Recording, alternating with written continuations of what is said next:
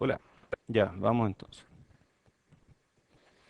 Hoy día vamos a empezar a ver ABC de arquitectura Flash, de pliegue y de interpolación, que en realidad son como todos parecidos. En realidad está la arquitectura Flash, que tiene una gracia, y pliegue e interpolación como que comparten un poco esa gracia que vamos a ver en esta lámina. Los ADC Data Nyquist se pueden clasificar de esta forma. Esto no lo hemos visto, esto es la primera vez. Me falta bajar el telón.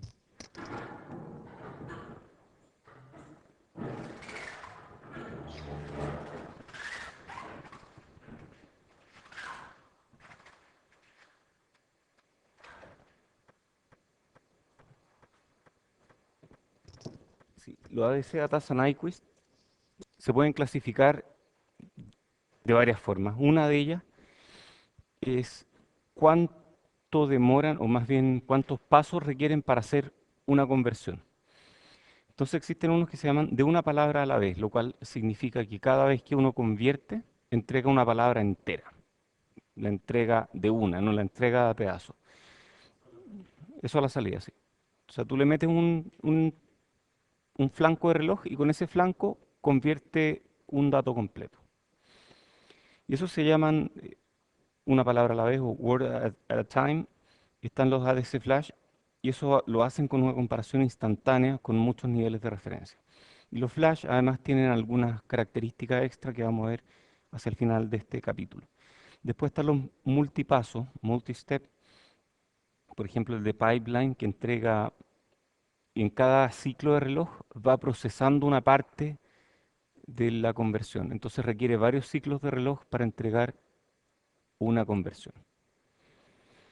Pero en realidad los va entregando de a poquito. Entonces es bien interesante cómo funcionan. O sea, requiere varios ciclos de reloj para entregar una palabra, pero el siguiente ciclo de reloj ya han procesado parte de la palabra siguiente. Entonces en cada ciclo de reloj nuevo entregan un resultado nuevo, pero cada resultado toma varios ciclos de reloj en llevarse a cabo. Lo vamos a explicar con más detalle cuando hablemos de ADCs de pipeline. Luego vienen los de un bit a la vez, que también se llaman algorítmicos, que funcionan de la siguiente forma. Cada ciclo de reloj me entrega un bit. Entonces yo necesito 10 ciclos de reloj para sacar 10 bits. Existen un nivel a la vez, level at a time. Y de estos no vamos a hablar mucho en este curso. Son bien sencillos. Hay uno que se llama de Wilkinson, por ejemplo, y no vamos a hablar de esto en el curso en realidad. Y estos son los de tasa Nyquist. Hay otros conversores que no están aquí, que son los sigma delta, que son tasa sobre muestreo. Este es un sondeo de datos. Ya les dije, esto lo genera Merman todos los años. Esta lámina en particular los tiene hasta el 2015. Y vemos SNDR. ¿Qué era la SNDR? Tenía que ver con razón entre señal y ruido más, ya, pues sí, se tiene que acordar, más distorsión. Entonces, está correlacionado, más bien tiene una relación directa con la resolución. Y aquí tenemos por este lado la frecuencia.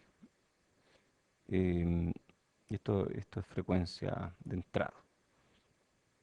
Y vemos aquí diferentes conferencias, ¿cierto? Y vemos que ocupan una cierta región del espacio, todos los conversores, cada punto es un conversor. Los flash están por aquí, en esta región del espacio. Una alta frecuencia de operación, una alta frecuencia de entrada, pero una resolución relativamente baja. Digamos que más bien por aquí. Esos son los flash.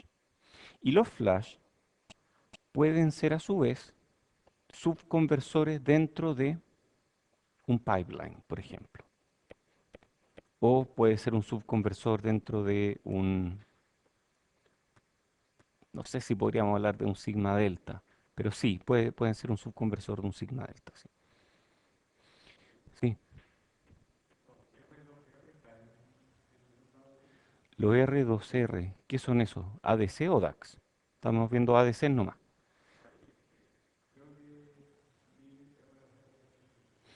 Hay ADC y R2R, pero no los vamos a ver en este curso. Em, Nosotros vamos a ver algo parecido a eso, que se llaman, que pueden hacer escaleras del estilo C2C. Y los vamos a ver usando capacitores conmutados, que es la forma de implementarlo en CMOS.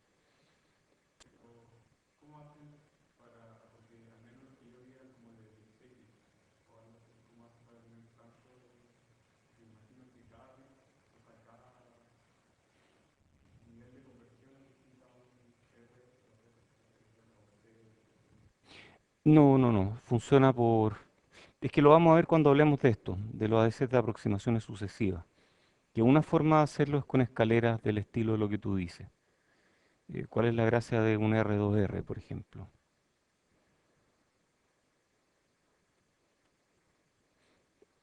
La gracia, no me acuerdo cuál es R y cuál es 2R, pero probablemente lo puedo deducir. Sí, este es 2R y este es R. ¿Qué resistencia ve este hacia su derecha? Ve R y 2R en paralelo con todo lo que se ve hacia la derecha. Y todo lo que se ve hacia la derecha es 2R. Entonces es como por inducción. 2R en paralelo con 2R, R más R, 2R. O sea, si uno se devuelve hacia allá, todos hacia su derecha ven 2R. Y eso permite a través de la matemática, que es muy sencilla, que tengas una conversión binaria porque cada vez que este bit cambia, que este valor cambia, vas cambiando un bit. O sea, al tener algo en R2R, en realidad se hace superposición, el efecto de cada una de estas entradas a la salida es binaria. Entonces tú necesitas esto B veces, donde B el número de bits para llegar. No, no es termómetro. El R2R no es termómetro. El R2R es una forma ingeniosa de hacer una escalera binaria. Pero nosotros vamos a ver algo parecido con capacitores cuando hablemos de esto. En realidad esta no es la mejor implementación, ya vamos a ver por qué. En tema de capacitancia parásita. Entonces la forma mejor de hacerlo es, vamos a verla después, pero con capacitores con pesos binarios. Oye, así ha ido cambiando la velocidad de los ADC flash en el tiempo. Es una cuestión impresionante. Uno mira esto y wow, es más rápido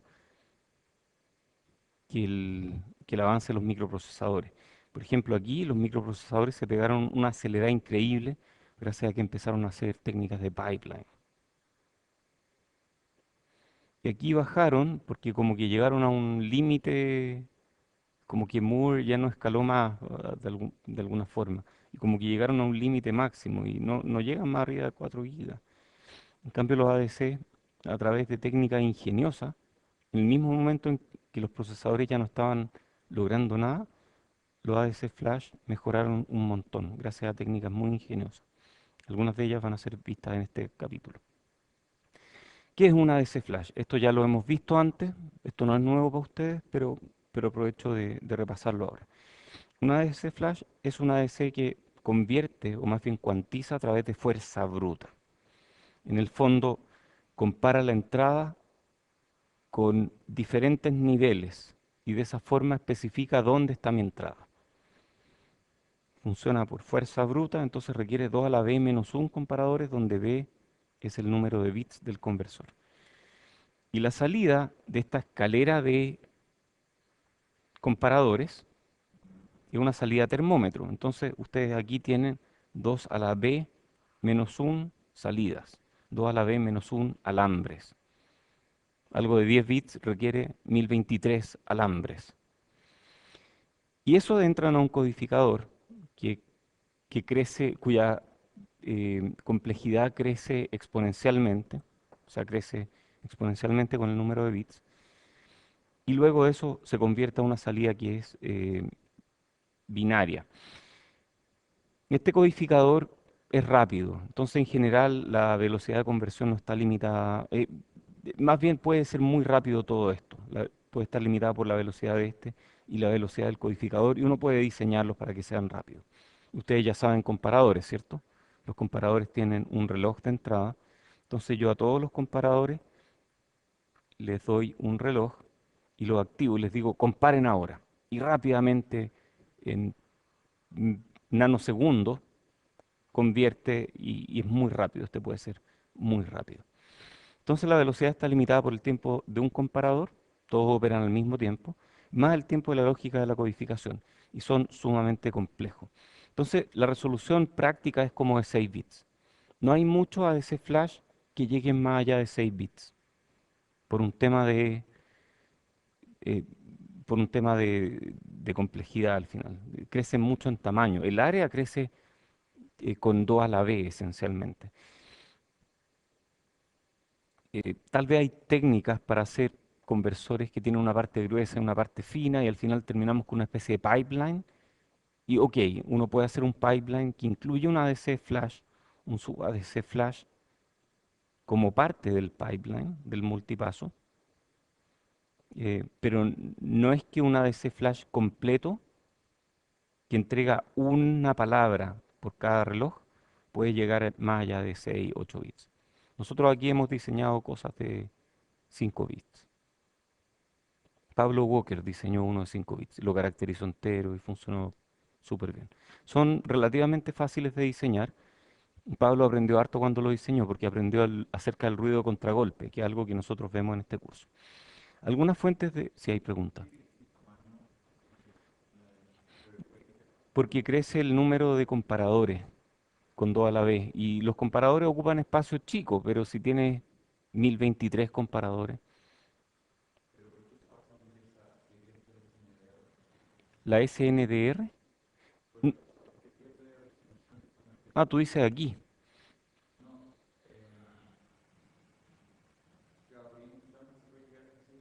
Sí, es que no pierde resolución, en realidad se vuelve demasiado complejo. Entonces la resolución llega hasta los 6 bits, más o menos. Sí, hay fuentes de error que limitan el desempeño. Por ejemplo, a la entrada del comparador. Todos los comparadores tienen desniveles distintos, que tienen algún sigma, ¿cierto? Capacitancia no lineal en la entrada.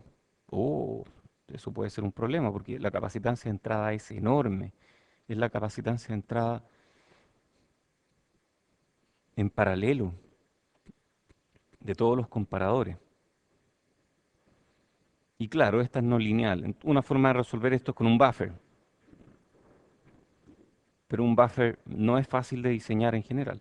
Y el ruido contragolpe, que es el ruido que perturba la referencia. Cuando ustedes aplican un... Cuando todos estos switchean, van a requerir corriente, y esa corriente puede alterar la referencia y por lo tanto puede hacer que la salida cambie. Y existen otros errores que son de tiempo y a la salida del comparador. Códigos burbuja, ya hablamos de eso. Cuando hablamos de termómetro, un termómetro puede tener en su columna de mercurio una burbuja aquí, una burbuja de aire. Y esas burbujas, que son 1110011, esas burbujas pueden provocar problemas en el codificador, porque el codificador no está diseñado para sumar cuando hay burbuja. Está diseñado, o sea, no para sumar, perdón, estaba pensando en otro tipo de codificadores. No está diseñado para codificar algo que no viene en termómetro, entonces produce errores. Y hay errores de metaestabilidad. Las burbujas debido a errores de tiempo. Imagínense que esta es mi entrada y este es tiempo. Y yo tengo diferentes comparadores. Y los diferentes comparadores están activados por el mismo clock. Pero este clock tiene R y tiene C. Y de aquí tiene R y aquí tiene C. Entonces, el clock no llega al mismo tiempo a todos los comparadores. Entonces imagínense que llega primero aquí, después aquí, o cosas así. Hay pequeños, eh, pequeñas diferencias de tiempo. Y la entrada puede ir cambiando. Y los comparadores pueden tener offset. Entonces, aunque la entrada está limitada en tasa de cambio,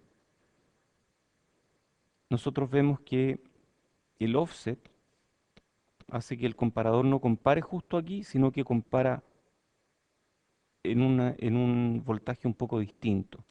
Y este comparador que debería comparar aquí, está comparando realmente aquí. Entonces, cuando la entrada pasa por el comparador 1, vemos que nos da un 1, porque la entrada es mayor que el nivel de umbral. Pero al pasar por el comparador 2, la entrada es menor que el umbral, resulta en un 0, y en el 3 resulta en un 1. Entonces vamos a tener un código burbuja entre medio, un 0 entre medio de puros 1. Y esto incluso puede provocar burbujas dobles, que haya dos ceros entre medio de puros 1. Entonces la salida, en vez de ser 1, 1, 1, 0, 0, tiene un 0 metido entre medio. Esa es la burbuja.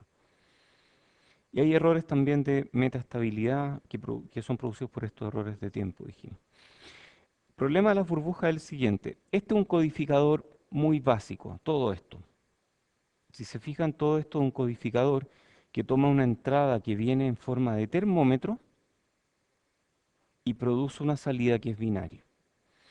Y esta entrada que es termómetro, ¿cómo se procesa? Bueno, podemos poner, por ejemplo, aquí una compuerta que sea de esta forma. ¿Qué compuerta rara es esta? ¿Ustedes me pueden ayudar a descifrar qué es esto? Por ejemplo, si esto es A y esto es B, ¿cuánto es la salida? I igual A por B negado. Perfecto. ¿Qué significa esto? Significa que cuando A es 1 y B es 0, esta cosa me tira un 1. O sea, esta cosa me encuentra dónde está el nivel máximo del termómetro. Como que me convierte el termómetro en un one hot. ¿Qué será el one hot? One hot, o sea, esto de aquí convierte de termómetro a one hot. One hot es parecido a termómetro, pero en una escala me entrega un 1 solamente donde está el nivel. Me entrega puro 0 abajo y puro 0 arriba. Y el problema de este one hot es que puede entregar dos niveles si es que hay una burbuja entre medio. Y eso luego al meterlo a nuestro codificador va a producir errores. Por ejemplo, en este caso en particular, la salida correcta es 1000, que sería en binario, ya, pues tiene que ser bueno en esto, 8. Y este de aquí produce por esta burbuja una salida que es 1110, que es ¿cuánto? 14. ¡Wow! Es un tremendo error, po.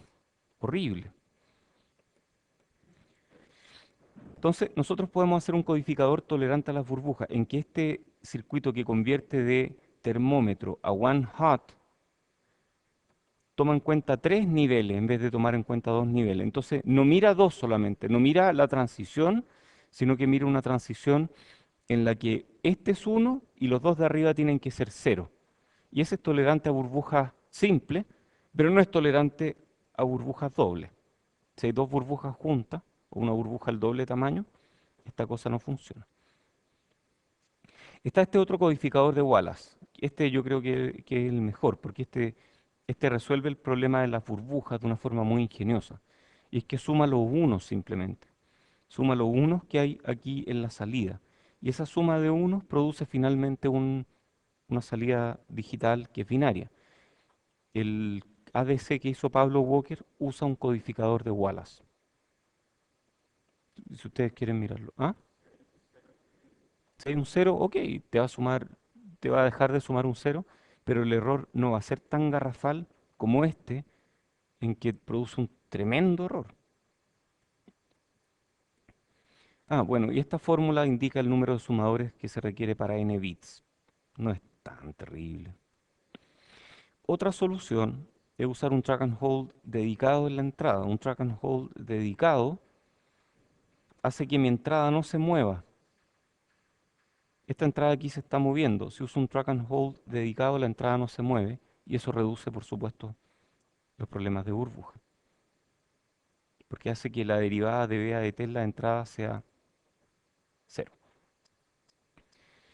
Este es un ejemplo de un track and hold dedicado. Aquí tiene un track and hold, ¿cierto? ¿Qué más? Hay errores de metaestabilidad. Por ejemplo, ustedes saben que los comparadores rápidamente definen su salida. Llegan a uno o llegan a cero. Pero a veces se pueden demorar un poco más. Si las entradas son muy parecidas, el comparador se va a tardar más tiempo en esta exponencial en tender a un valor final. Entonces, a veces la salida de uno de los comparadores, que es metaestable, no alcanza a estar bien definida como cero o como uno.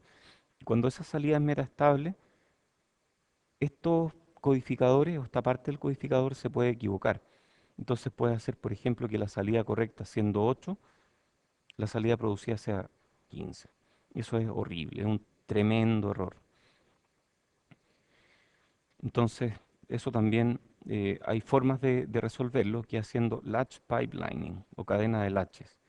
Que en el fondo es hacer muchos latches. Esto si queremos llegar a velocidades increíbles. Hacemos muchos latches. ¿Qué eran los latches? Los comparadores, los mismos comparadores, donde tenemos la salida y luego tenemos em, que la salida del comparador entra a otro comparador. Y cuando ese nuevo comparador empieza a procesar, el comparador anterior procesa la entrada siguiente. Entonces como que se están turnando, es como una posta de comparadores. Empieza a procesar y llega a la mitad y se lo entrega al siguiente y empieza a procesar el siguiente dato. Entonces con esa especie de posta de comparadores que se llama pipelining, es posible hacer que el último no sea metaestable. Eso mejora la ganancia, pero consume mucha potencia, mucha área. Otra solución es hacer codificación Gray. Esa la conocen, ¿o no? ¿Sí? Jorge también. Ya, la codificación Gray dice que, que la distancia entre dos códigos sucesivos no puede ser mayor que uno. Tiene que ser exactamente uno. Entonces, del 0 al 1, este es 0, 1, 2, 3, 4, 5, 6, 7. Del 0 al 1 hay solo un bit que cambia. Del 1 al 2, si es que lo hacemos en binario, cambia el 1 al 0 y este 0 cambia a 1. Entonces hay dos bits que están cambiando. Pero en Gray cambio solo uno. Entonces en Gray esto significa 2 y esto significa 3. Entonces hay muchas formas de hacer códigos Gray. Esta es la típica. La idea es que em, la idea es hacer que sea mucho menos sensible a este tipo de problemas de metaestabilidad. Y además el codificador es mucho más simple. El codificador, por ejemplo, más bien el codificador de Gray es muy simple. Entonces, con este circuito podemos hacer un codificador y funciona muy bien. Por ejemplo, el termómetro 4,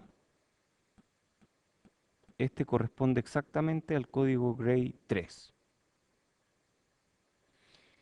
El T6 y T2, T6 negado, o sea, puro 1 aquí, y T2, el I de estos, cuando el I es solamente aquí. Ese equivale a este. Entonces este de aquí es G2. Y para hacer el G1, que son esto y esto, se puede hacer con esta implementación. Entonces la implementación de termómetro a binario no es difícil en código Gray.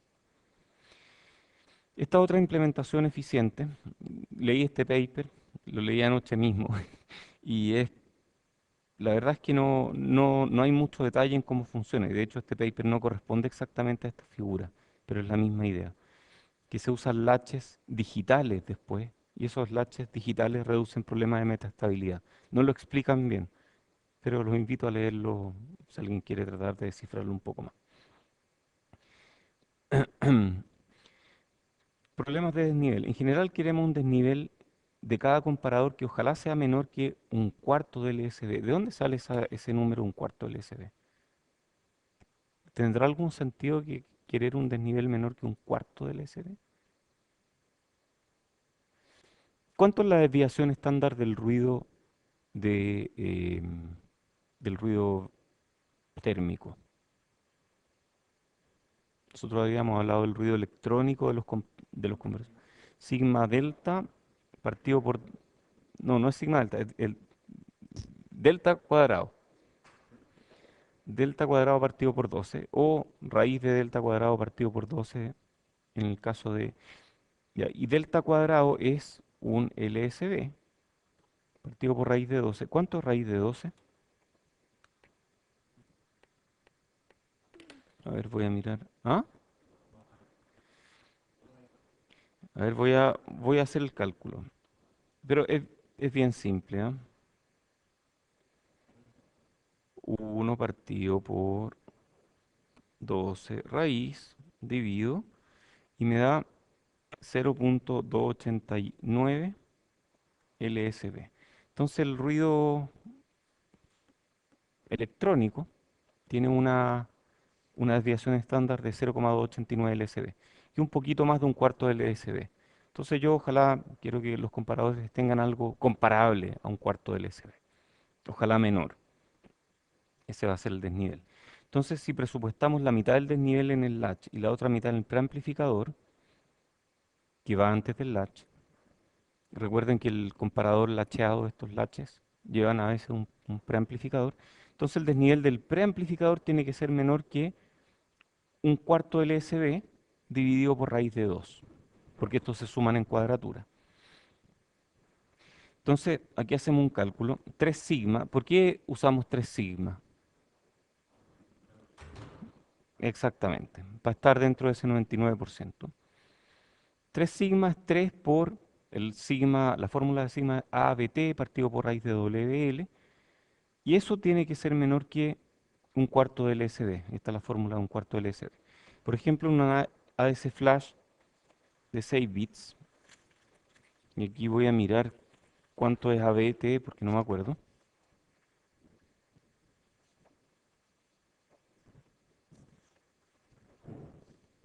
ABT en este caso es 4 milivolts partido por micrómetro. Si usamos ese dato, nosotros llegamos a que el W por L tiene que ser 102 micrómetros para un comparador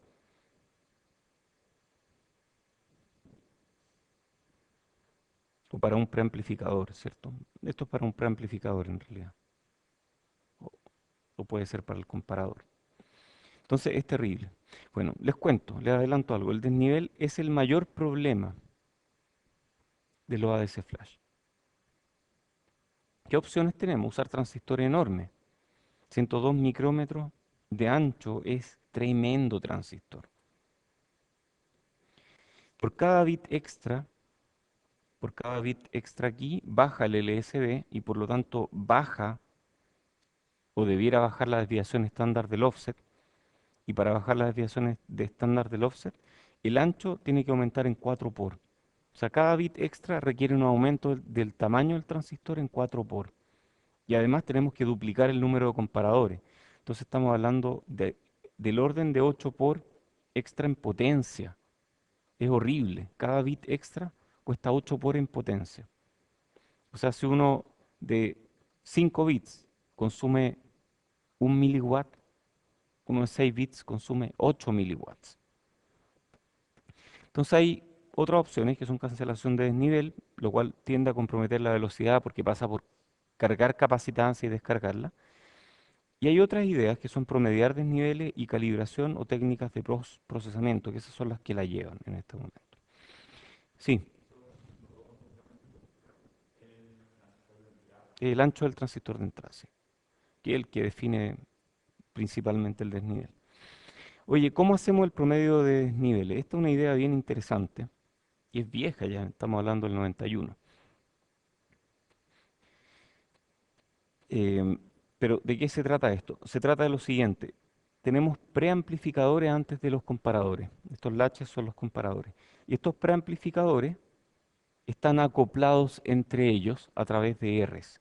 Sus salidas, estas son las salidas, están acopladas a través de R. Y una forma muy ingeniosa de hacer que los offset como que se promedien entre ellos. Los desniveles de cada uno de estos se promedian porque toman en cuenta lo que hay arriba y lo que hay abajo. Esta salida no es pura, sino que toma en cuenta lo que hay arriba y lo que hay abajo. Entonces produce una especie de promedio de desniveles. Eh, no es tan fácil de analizar, pero al final lo que logra es, por ejemplo, que si esta es mi salida sin promedio de desniveles, al usar el promedio de desniveles se vuelve mucho mejor, mucho más lineal. Este es un paper mucho más nuevo, 6 años posterior, que analiza algo parecido y calculan una razón entre resistencia, etcétera. Este es una DC flash comercial. No, perdón, este no es comercial. Este es de un paper de 6 bits que tiene promediador. Entonces utiliza este resistive averaging, que es un promediador resistivo que permite, por ejemplo, reducir los errores de offset. Y con eso llegan a 6 bits, 1,3 giga muestras por segundo. Eso es bestial. Wow. ¿En qué tecnología? 350 nanómetros.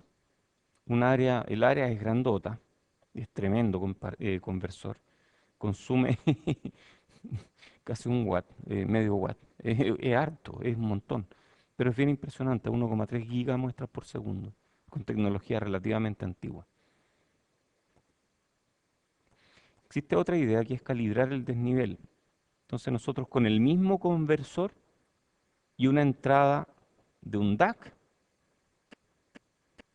entonces si tenemos un DAC suficientemente preciso, vamos metiéndole diferentes entradas y vamos midiendo la salida. Y vamos viendo cómo es la salida. Y si la salida no es muy buena, entonces calibramos el desnivel. Y esto de calibración es lo que permite que los conversores de datos lleguen a desempeños que tienen actualmente. El profesor con el que está trabajando Juan Andrés, y de hecho Juan Andrés Bozo está trabajando en calibración. No de este tipo de conversores, de otros conversores, pero está trabajando en ese tema. Y es un tema candente, ¿ah? El tema de la calibración del desnivel es un tema muy, muy interesante.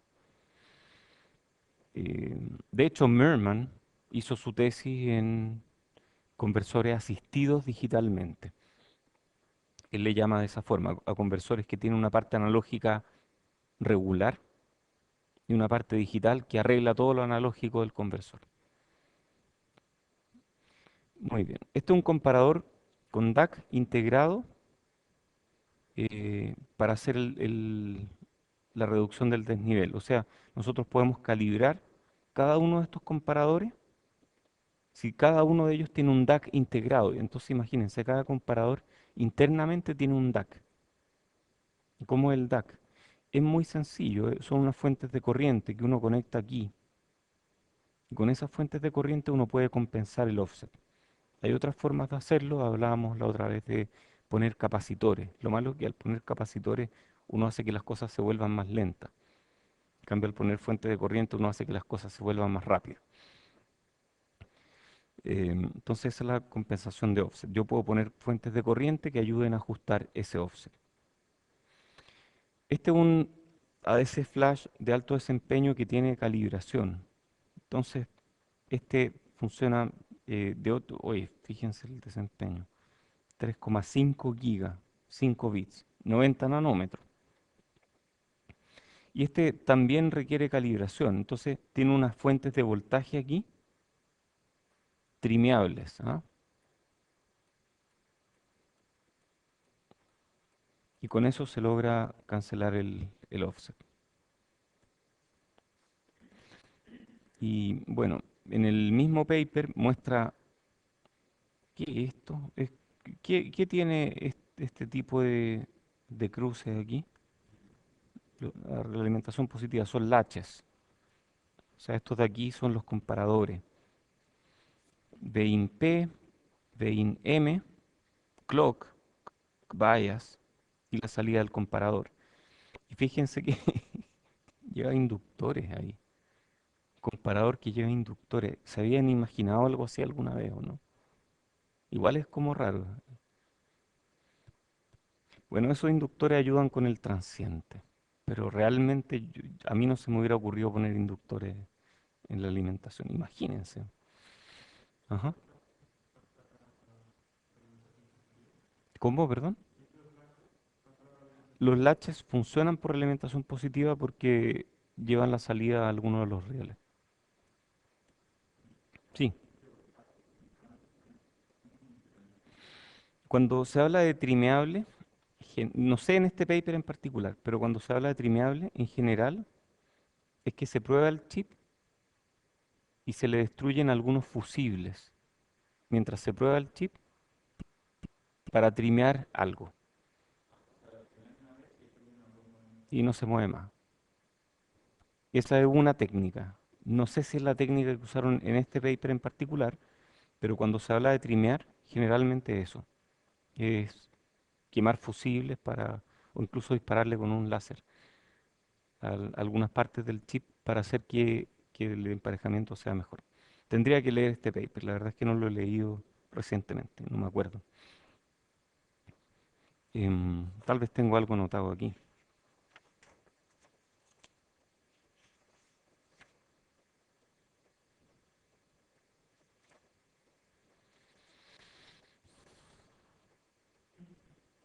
No, no tengo nada.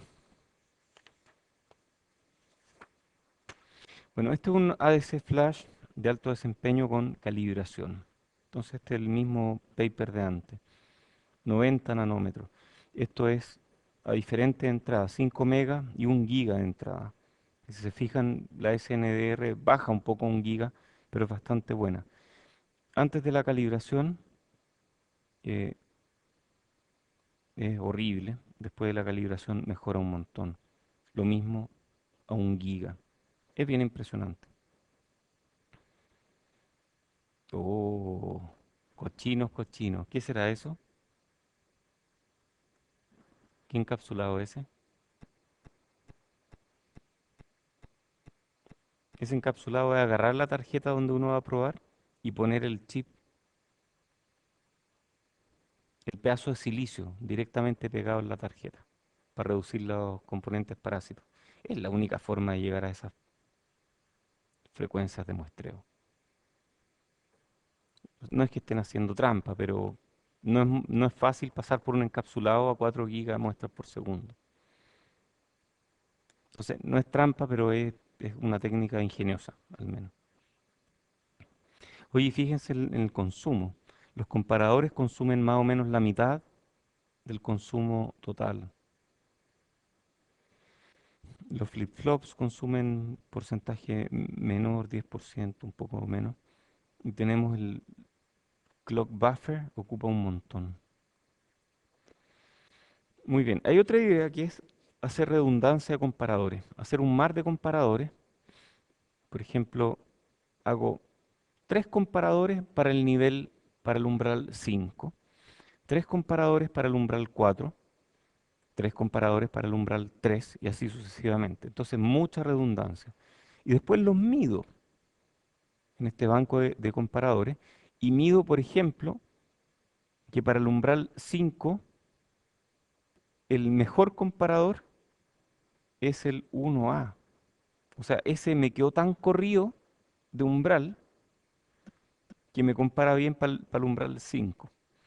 Y para el umbral 4 pongo el 4B, que era el más cercano al umbral correcto. Y para el umbral 3 pongo el 1C, que era el más cercano. Entonces voy como intercambiando los comparadores en este banco de comparadores para hacer que, gracias a su offset, terminen con una mejor DNL. Es muy ingenioso esto. La redundancia de comparadores permite, por ejemplo, hacer que al final, con un promedio digital, podamos reducir la desviación estándar efectiva de los comparadores. Y ese ejemplo se ve en este paper. ¿Qué más? ¿Cómo podemos reducir la complejidad? Imaginemos que tratamos de hacer una ADC flash de 10 bits. Teníamos algo de 6 bits. Para subir de 6 a 10 bits necesitamos 16 veces más comparadores. Claro, porque son de 6 a 10 bits hay 4 bits, 2 a la 4, 16 veces más comparadores. y aumentar el tamaño en potencia de cada comparador en 16 al cuadrado por temas de emparejamiento. Entonces terminamos con una capacitancia de entrada de 4 nanofarad. Eso es ridículo, eso es imposible. Y una potencia de 2 kilowatts. Eso no se puede. O sea, si extrapolamos los números, llegamos a eso, llegamos a que es imposible llegar a 10 bits. Entonces hay técnicas que permiten llegar, no sé si a 10 bits, tal vez sí, que son las que vemos a continuación. Interpolación, plegado, combinación de ambas y conversión multipaso, que es la que vamos a ver en el capítulo siguiente. ¿De qué se trata la interpolación? Esto es notable, ¿ah? Uno ve las láminas anteriores y como que está llamando a interpolar. Y uno no lo ve porque uno no está pensando en eso. La idea es interpolar salidas de los preamplificadores.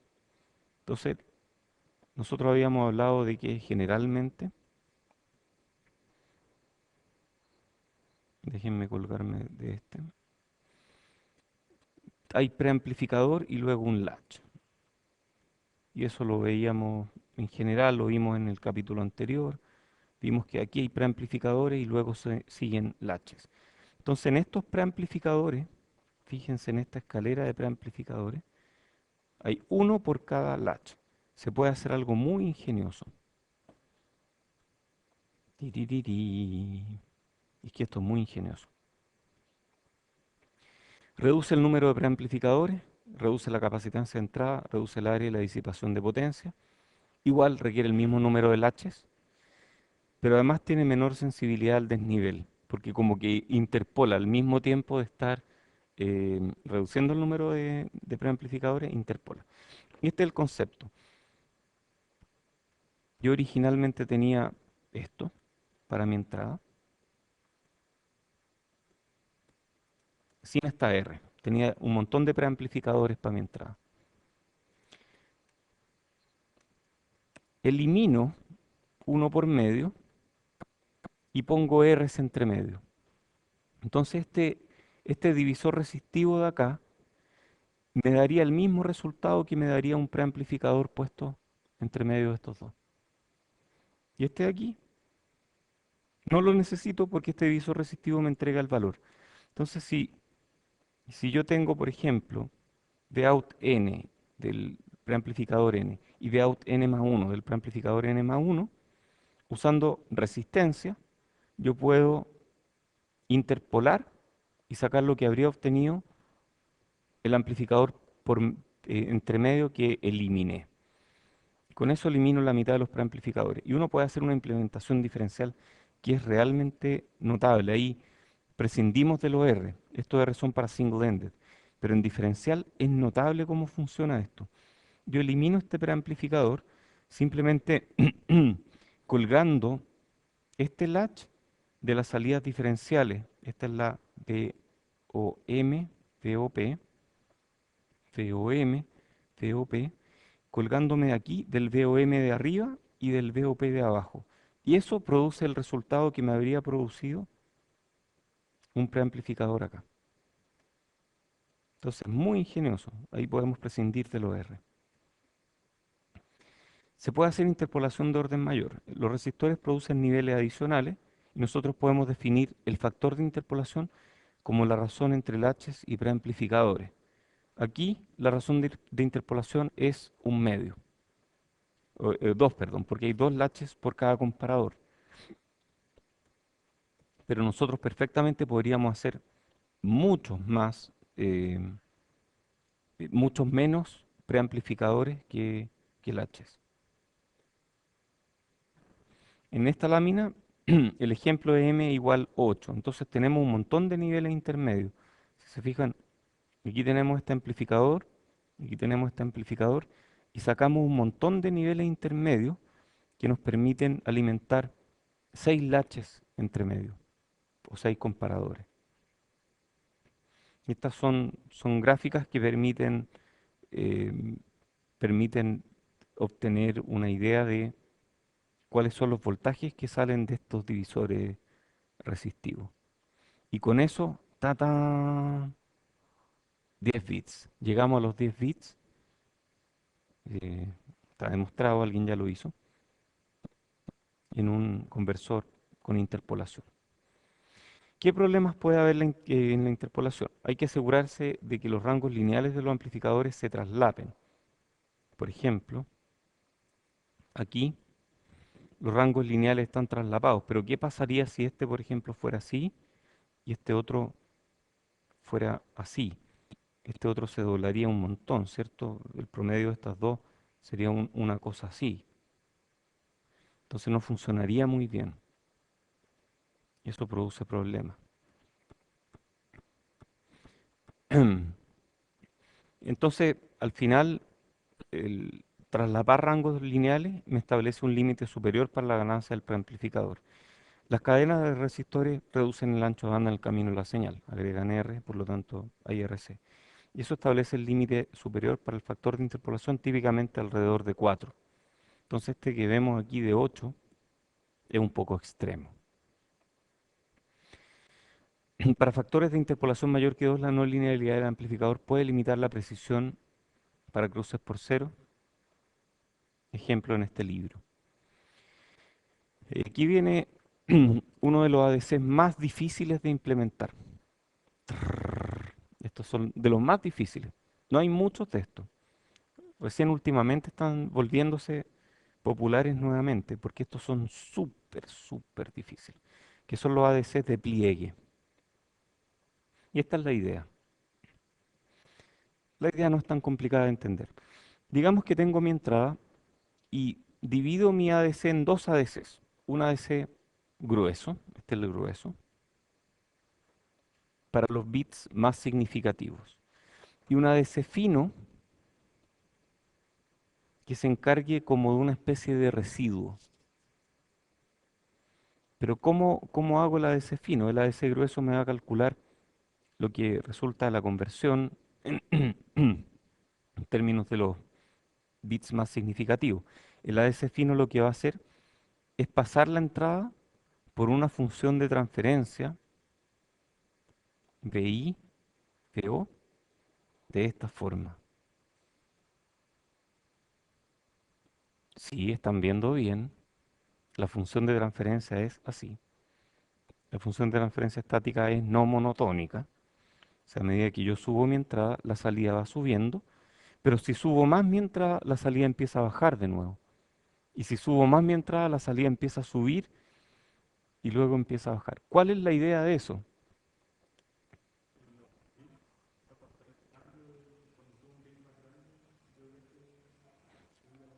Cuando pasas de un bit menos significativo a un bit más significativo, esta es tu nueva curva para el ADC fino.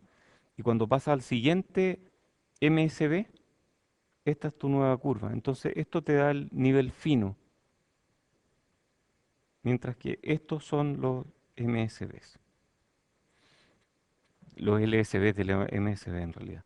Este es muy rápido, mucho menor número de comparadores que en un flash, porque tenemos esencialmente dos flash más chicos. Por ejemplo, si queremos llegar a 5 a 10 bits, necesitamos, por ejemplo, un flash de 5 aquí y otro flash de 5.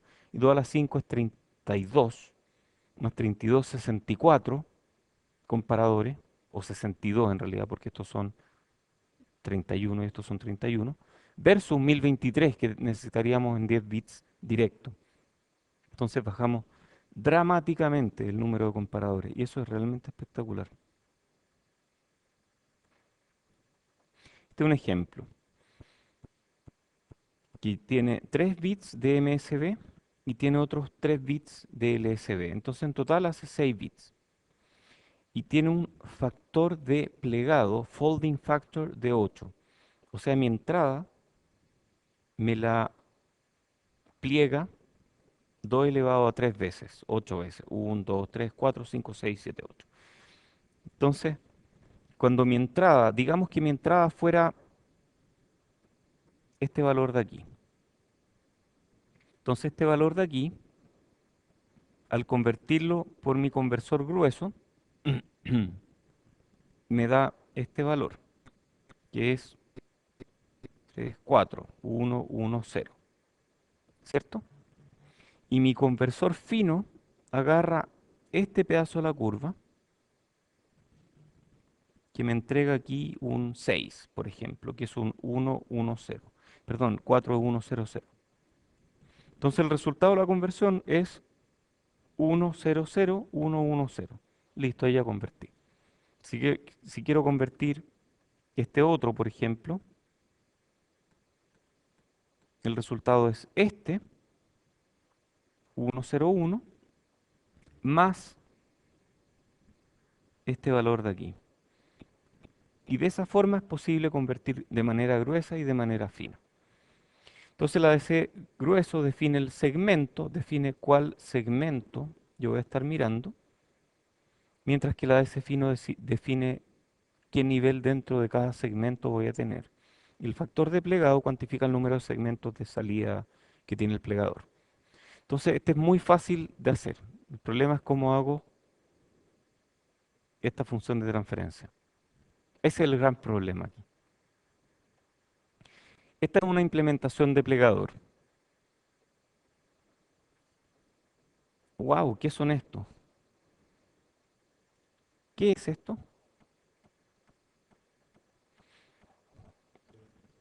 Un par diferencial. Y este es otro par diferencial.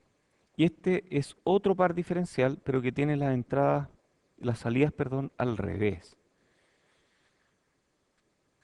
Ah, entonces, este par diferencial, con una referencia, se encarga de esta parte de aquí. Este otro par diferencial, con otra referencia y con las salidas intercambiadas, me da ganancia negativa. Y como la referencia es mayor, está corrido. Luego el siguiente par diferencial, con las salidas directas, me da ganancia positiva. Y con la referencia más alta, se sitúa aquí. Y así, poniendo estas referencias de manera muy precisa, yo mido la salida y la salida de esto versus la entrada es una cosa así. Qué ingenioso, a mí no se me hubiera ocurrido. Claro que hay que tratar de funcionar en la región lineal de los pares diferenciales. Para cualquier Bein, solo un par diferencial está activo, mientras que todos los demás están saturados para un lado o para el otro. Por ejemplo, para una cierta entrada puede ser que estos dos estén activos, mientras que en este caso la entrada es muy chica, lo cual hace que toda la corriente esté pasando, perdón, la entrada es muy grande, lo cual hace que toda la corriente esté pasando por aquí y cero corriente por aquí, mientras que en estos otros casos la entrada es muy chica para esta referencia y esta tiene poca corriente o cero corriente y esto tiene mucha corriente. Eh, y de esa forma hay uno solo que es el que define la región lineal. Y cuando mi entrada excede un cierto valor, me paso al siguiente. Y cuando mi entrada excede cierto valor, me paso al siguiente. Entonces tiene que estar como súper bien definidos estos voltajes de referencia para que la curva sea suave, sea perfecta y no tenga quiebres. Esta es una implementación mejorada que tiene estas fuentes de corriente extra, en este par diferencial extra, que remueve la componente de C de Vout y el parámetro K controla el modo común a la salida. Entonces la característica entrada y salida no es perfecta, esta está un poquito exagerada, pero no es así como nos gustaría tener, sino que es curvada. Y esas curvas producen que esto no sea perfecto. Esto de aquí es la curva típica del par diferencial que nosotros habíamos aprendido. Y en este caso la estamos poniendo en este eje junto con diferentes referencias siguientes. Entonces cada referencia siguiente, digamos que satura cuando llega a este valor.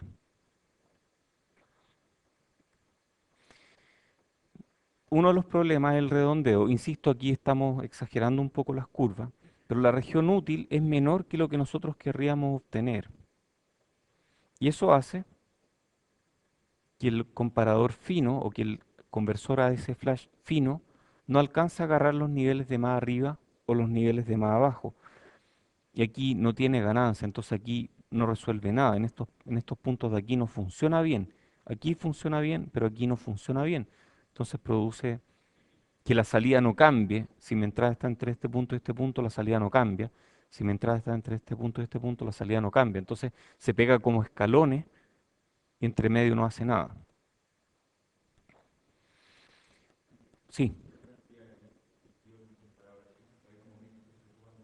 Oh, muy buen punto. O sea, tú estás sugiriendo que tal vez necesitas pasar esto por alguna especie de codificador digital que obtenga el número de bits efectivo. Esa es más o menos. Sí, es necesario. Muchas veces es necesario hacerlo así. Porque tú necesitas que esto calce, tú necesitas que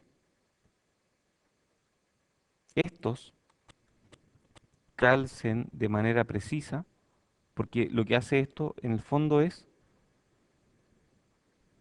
darme la parte fina de ese segmento. Y si no calzan de manera precisa, o los demás abajo no existen y los demás arriba no existen, entonces tenemos un problema. Entonces, ¿qué es lo que hacemos? Bueno, tal vez podemos aplicar redundancia de otra forma, que es, por ejemplo, hacer que esta curva sea más, llegue hasta los extremos. Esa es una posibilidad. Entonces, si hacemos múltiples pliegues, es otra alternativa. Por ejemplo, lo de los múltiples pliegues tiene que ver con ir corriendo esta curva un poco, ir corriéndola a la derecha. Si nosotros corremos la curva hacia la derecha un poco, ah, tengo una reunión, lo cual significa que me tengo que ir. Si la corremos un poco, significa que en esta región yo tengo uno que es lineal, otro que es lineal, otro que es lineal. No es perfectamente lineal, pero es bastante lineal. Entonces termino con curvas que son mucho mejores, porque son mucho más rectas que lo que habría sido de otra forma. Entonces, para eso necesito varios plegadores que estén funcionando uno encima de otro y después combinar esas curvas. Es súper difícil alinear las salidas de los diferentes plegadores y hay una distorsión residual que causa DNL o INL. Aquí hay otra idea de usar múltiples pliegues con un único umbral. Entonces yo aplico un puro umbral, un nivel de comparación, pero diferentes plegadores me entregan diferentes niveles al final. Em, Este es el mismo ejemplo anterior. Usar un plegador y 7 comparadores en la salida de la sección de LSB. Y eso nos deja con un total de 8 plegadores y 8 comparadores, lo cual es muy eficiente. Y otra posibilidad es usar interpolación para eliminar algunos de los plegadores. Entonces, se pueden combinar mucho esto de plegado e interpolación. El problema es que diseñar uno de estos es realmente difícil. O sea, la gente que diseña estos de plegado e interpolación son muy buenos diseñadores. Em, Dejémoslo aquí, porque justo llegamos a un cambio de tema.